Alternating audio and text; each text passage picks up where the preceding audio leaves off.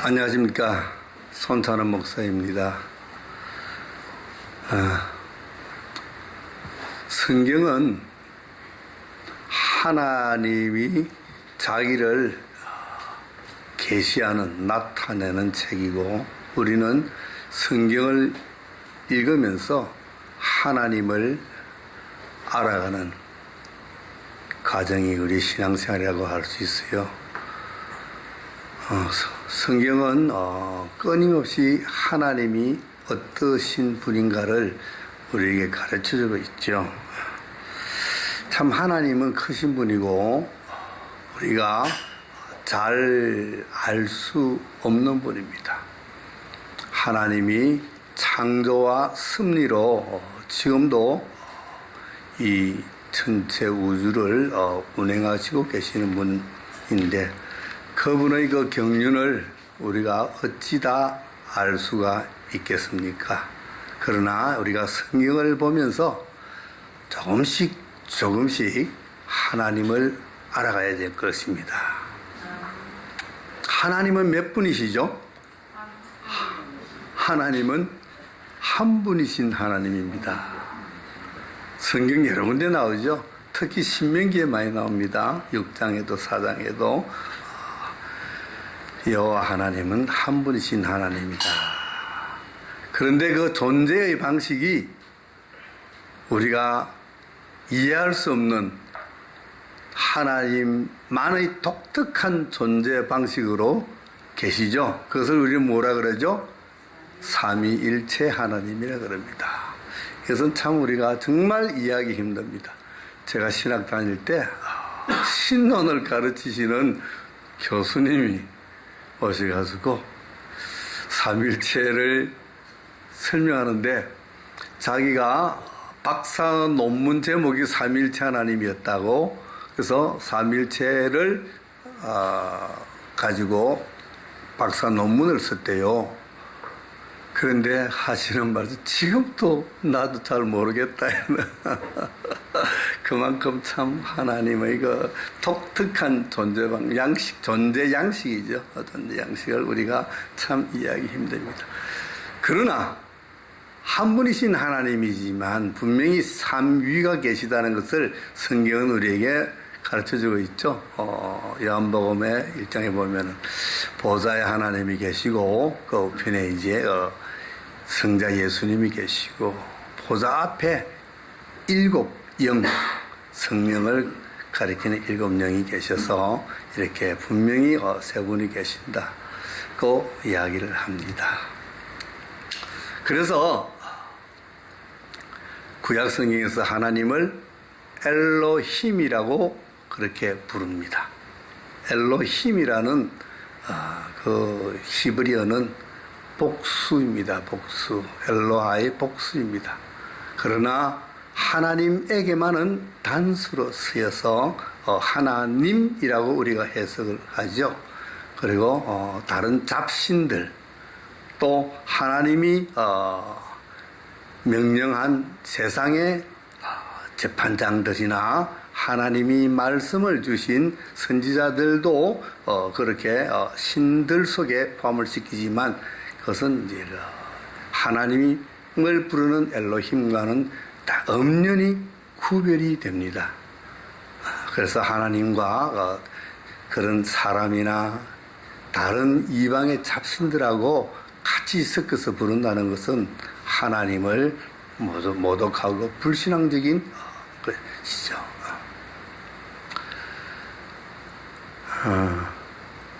하나님은 지금 어디 계세요? 우리 학생들, 어린 유치부 혹은 또 주일학교에서 하나님 어디 계시냐고 하면 다들 어디를 가르쳐요? 여기 계시다. 예수님도 여기 계시다. 맞습니까? 맞아요? 하나님은 보좌에 계시죠. 그래서 주님이 가르친 기도에 뭐라 그러죠? 하늘에 계신 아버지라고 부르잖아요. 하나님 아버지. 하늘에 계셔요. 하늘에. 보좌에 계셔요. 보좌에. 예수님은 어디 계십니까? 예? 예수님 여기 계셔요? 어디 계세요? 예수님 강림하셨어요? 아직 안 하셨어요? 예? 아니, 안 하셨죠? 우리는 재림을 기다리는, 그죠? 정혼녀죠. 예수님의 정혼녀죠. 예수님 오시기를 기다립니다. 신랑 되신 예수님이 신부인 교회를 맞으러 내려오시는 것을 뭐라고 불러요? 재림입니다. 재림. 우리는 그 신랑을 기다리는 정혼녀, 신부죠. 예수님은 그럼 어디 계셔요, 지금? 보좌? 어디요? 보좌 우편에 계십니다. 그러면 요 안에 계시는 하나님은 뭐고, 요 안에 계시는 예수님은 뭐예요? 성령 하나님. 성령 하나님이 누구예요? 하나님의 영이자 예수님의 영이기 때문에 영으로서 우리 안에 내주하고 계시죠. 또는 이제 말씀이 와서 말씀으로 뭐 계신다라고도 할 수 있습니다. 예수님이 말씀이시니까. 그러나 실체는 보좌 우편에서 뭘 하고 계신다고 우리가 배웠어요? 우리를 위해서 간구하고 중보하고 계시는 중보자 예수님이라고 배웁니다. 그러니까 우리가 이런 분명한 이런 개념은 가지고 있어야 돼요. 하나님이 여기 계신다, 예수님 계신다, 그렇게 이야기해도 그렇게 불신앙이다, 틀렸다고는 할 수 없지만 분명한 개념은 우리가 가지고 있어야 돼요. 특히 강단에서 목회자들은 분명하게 선포해줘야 성도들이 바로 알 수가 있겠죠. 오늘은 제가 주님의 사랑 고백이라는 그런 이제 말씀의 제목을 가지고 여러분들과 은혜를 나누고자 합니다. 요한복음 11장에 예수님이 15절에 보면 예수님이 베드로에게 뭐라고 묻습니다. 요한의 아들 시몬아, 네가 이 사람들보다 나를 더 사랑하느냐? 그러니까 베드로가 예, 그러하외다. 내가 주님을 사랑하는 줄 주께서 아시나이다. 이렇게 대답을 합니다. 그런데 이게 묘하게도 똑같은 질문을 예수님이 3번 하시고 똑같은 대답을 베드로가 3번 합니다. 우리는 성경을 이해할 때 그 상황을 잘 이해해야 됩니다. 상황을. 왜 이런 상황이 벌어졌는가? 예수님은 왜 이 제자들이 고기 잡는 갈릴리에 오셔서 유독 베드로에게 이 질문을 3번 하시는가? 그것을 우리가 생각을 해야죠. 상황을 파악해야죠. 상황 파악하지 않고 전후 문맥 파악하지 않고 그냥 단순한 언어적인 문자적인 문법적인 것만 가지고 따지면은 전혀 엉뚱한 해석을 할 수가 있는 겁니다. 이것을 두고 많은 설교자들이나 많은 성경 주석가들이 다양하게 해석을 하죠. 그런데 저도 이제 그런 설교를 많이 들었습니다. 제 집사 때도 우리 목사님도 아직까지도 나 생생하게 기억을 합니다. 예수님이 베드로에게 네가 나를 사랑하느냐 할 때 그 사랑은 아가페 사랑이라고 그랬어요. 아가페스메 이래 불렀대요. 헬라어로. 그러니까 베드로가 아가페 사랑은 할 수 없으니까 필레오라고 대답했다는. 필레오는 우정이래요. 헬라에는 사랑이라는 이 단어가 몇 가지 있답니다. 하나님의 사랑 아가페, 우정의 사랑 필레오, 남녀간의 사랑 에로스, 이런 다양한 그런 어휘가 존재하고 있습니다. 그래서 그것을 가지고 이제 예수님은 베드로야, 네가 나를 아가페 사랑하느냐? 그러니까 베드로가 아가페 사랑은 도저히 자신이 없었어. 필레오라고 대답을 했다 그래요. 그러니까 또 예수님이 또 아가페스메 하고 물었대요. 또 필레오라고 대답하니까 이번에는 예수님이 그래, 너는 그 정도밖에 안 되지. 그래서 필레오 하느냐 물었으니 다시 이제 베드로가 필레오 합니다 하니까 끝났다요, 질문이. 그런 설교를 하시더라고요. 그래서 야, 참 심오한 진리가 있구나. 야, 이 헬라어 참 꼭 배워야 되겠네. 그런 생각이었어요. 그리고 또 뭐 다른 어떤 유명한 목사님 책을 쓴 거 보니까 베드로 보고 그런 베드로에게 뭐라 그러죠? 그래, 그러면 너는 내 어린 양을 먹이라 이랬어요.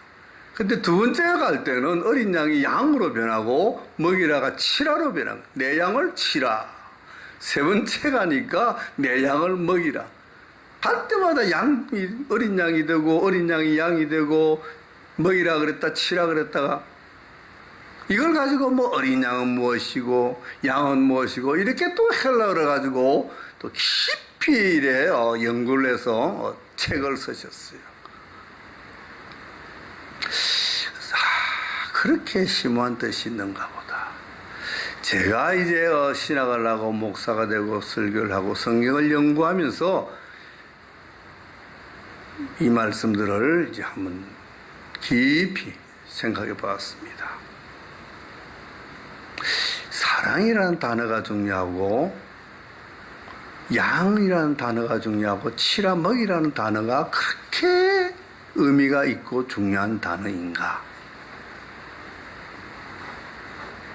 예수님이 도대체 무엇을 말씀하시려고 하는가? 왜 예수님이 여기 오셨고 왜 예수님이 베드로에게 이야기를 하시는가가 더 중요한 것이죠. 나는 그것을 깨달았어요. 양은 양이에요. 사랑은 사랑이에요. 치라나 먹이라나 똑같은 말이에요. 어린 양이나 양이나 양은 양이에요. 성경의 사랑이라는 아가페 사랑과 필레오 사랑도 요한복음에 보면은 번갈아 가면서 동일한 의미로 서여져 있습니다. 동일한 의미로 서여져 있다고요.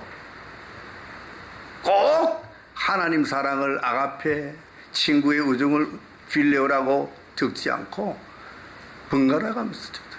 그래서 이것은 꼭 그런 의미보다는 문학적 표현으로 동일한 단어를 반복해서 쓰지 않는 그들의 어떤 문학적 표현 기법이다. 성경은 많은 부분이 그렇게 기록되어 있어요. 구약의 히브리어도 마찬가지입니다. 야곱아, 이스라엘아. 똑같은 야곱을 부르면서도 한 번은 야곱아, 한 번은 이스라엘아. 왜? 같은 단어를 반복해서 쓰지 않으려고 그렇게 쓰는 거예요. 문제는 예수님이 지금 예수님의 마음이 무엇인가 중요한 거예요. 예수님이 왜 갈릴리에 찾아오셨나요? 이때 예수님은 부활하신 예수님이죠. 부활하신 예수. 오신 이유가 있습니다. 베드로가 그 전에 예수님을 3번 부인하는 사건이 일어납니다. 예수님이 잡히시기 바로 전에 제자들에게 내가 이제 잡혀서 십자가에 매달려 죽을 것이다 라고 예수님이 예고를 하십니다. 그러니까 베드로가 절대 그런 일이 없습니다. 아니야, 너가 니들 다 놔두고 도망갈 거야. 다 도망간데도 저만은 절대 안 갑니다. 예수님. 그러니까 예수님, 그래, 네가 오늘 닭 울기 전에 3번 나를 부인할 것이다. 이렇게 예수님이 예언을 했어요. 그리고 그날 밤에 예수님이 붙잡히고 12 제자들은 다 유다를 뺀 11제자죠. 다 도망갔습니다. 베드로도 도망갔죠. 그리고 예수님은 잡혀서 가야바 법정으로 끌려가고 그러나 베드로는 혼자서 따라서 그 법정으로 숨어 들어갔습니다. 예수님이 어떻게 당하시는가 보려고 갔죠. 거기서 그 집에 있는 하인들이 너도 저 예수와 같은 당이다라고 물었을 때 베드로는 모른다고 3번 부인하고 맙니다. 그리고 부인하고 3번째 부인하자마자 닭이 울었어요. 그 닭 웃는 소리에 베드로가 깜짝 놀라 정신이 들었습니다. 아, 예수님이 아까 하신 말씀이 생각났죠. 그래서 포박되어 있는 예수님의 뒤에서 예수님을 쳐다보니까 마침 그때 예수님이 또 베드로를 잘 돌아보다가 눈이 마주쳤습니다. 베드로는 그 길로 뛰어나가서 통곡을 했대요.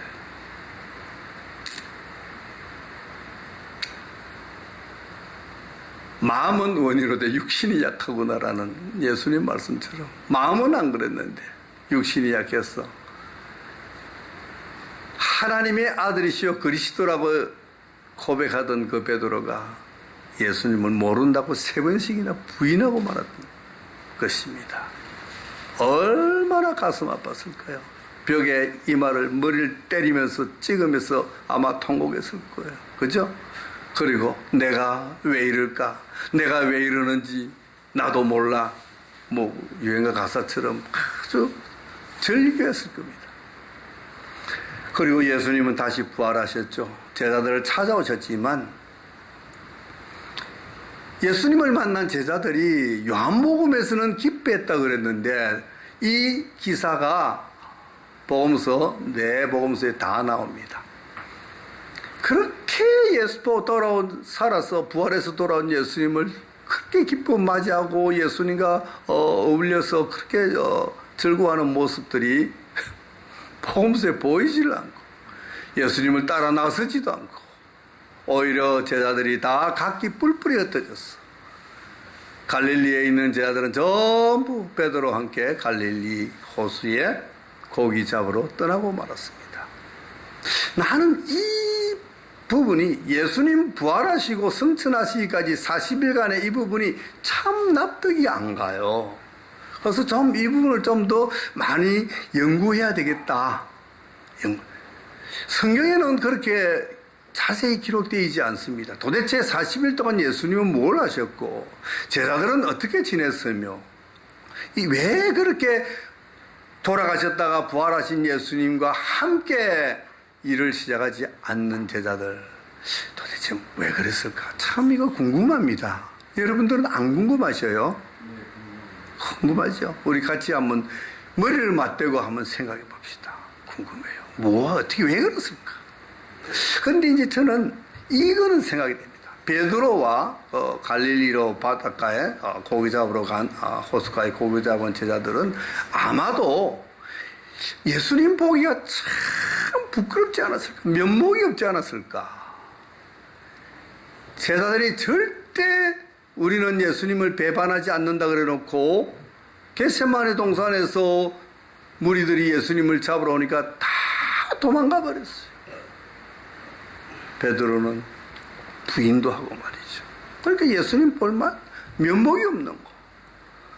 그래서 다 자포자기하고 갈릴리에 가서 생업에 종사하는데 예수님은 어떤 마음이었을까? 3번 부인하던 베드로를 돌아보면서 베드로를 본 예수님의 마음은 어떠했을까? 어떤 마음이었을까? 예수님의 마음은 뭐라고 생각했을까요? 이놈 너 그래 큰 소리 빵빵 쳤지 뭐 이랬을까요? 내가 만약에 예수님이라면 어떻게 생각했을까? 그 다 각지 이제 그렇게 한번 생각해 보는 거.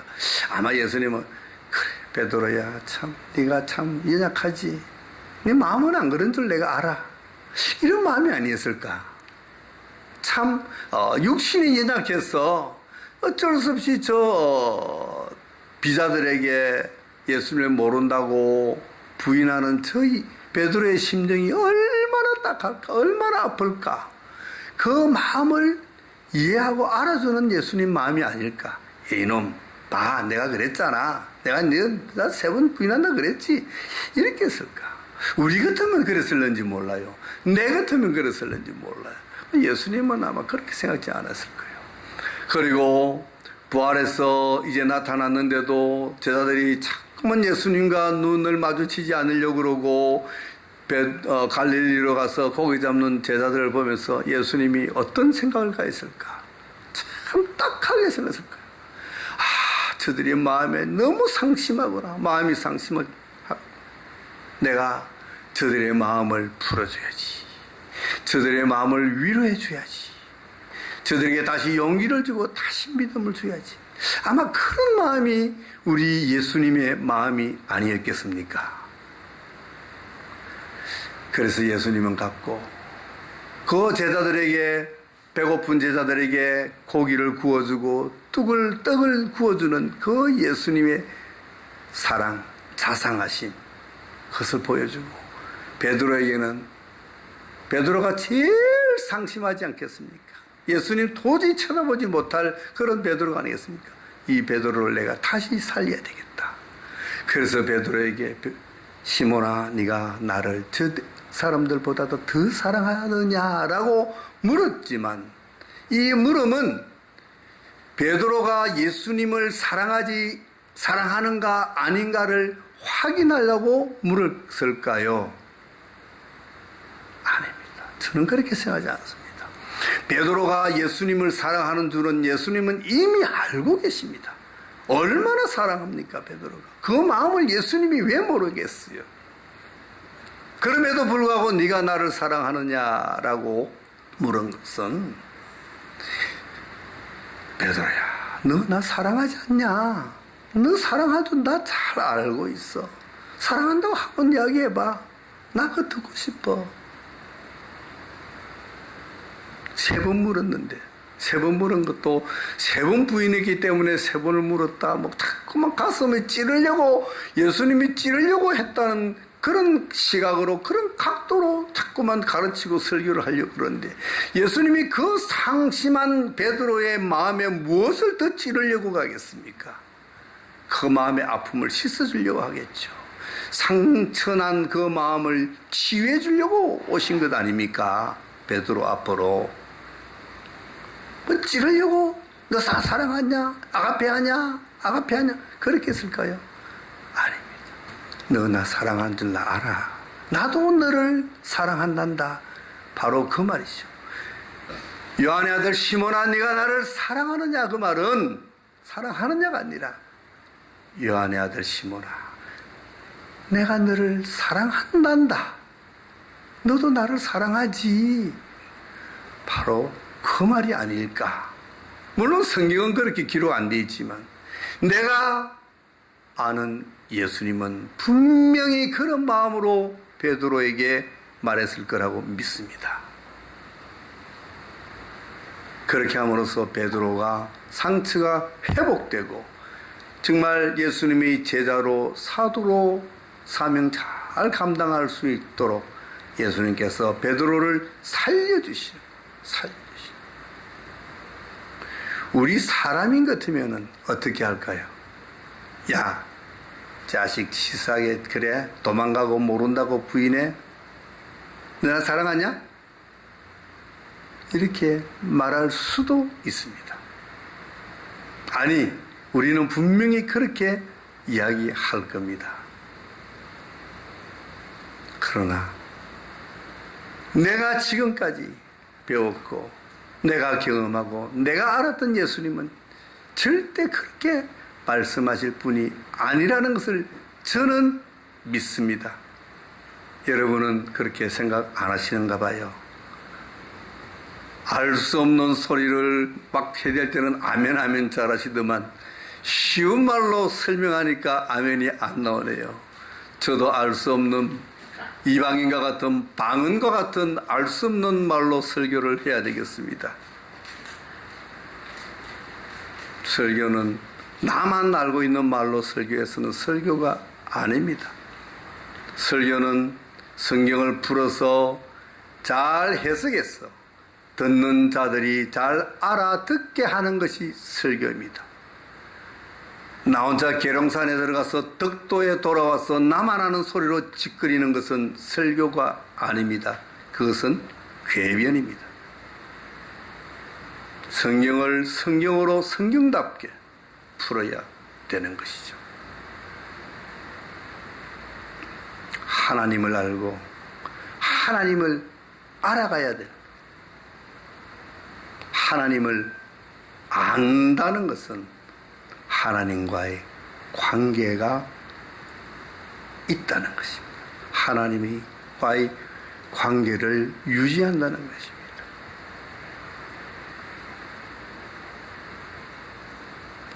우리 예수님 베드로를 찾아가신 그 예수님의 사랑 고백을 오늘 들으시면서 우리는 한번 나 자신을 돌아보는 그런 시간 되시기를 주님 이름으로 축원합니다.